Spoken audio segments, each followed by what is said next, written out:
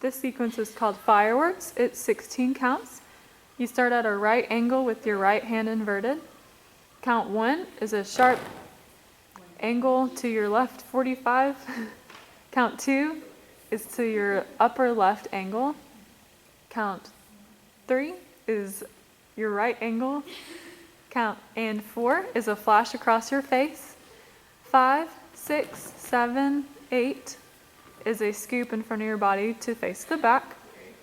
9, 10 is a bottom stir and you toss on 11. 12, catch 13, hold 14. 15, 16 is a flash in front of your face. A little faster. 5, 6, 5, 6, fireworks. 1, 2, 3, and 4. 5, 6, 7, 8, 9, 10, 11, 12, 13, 14, 15, 16.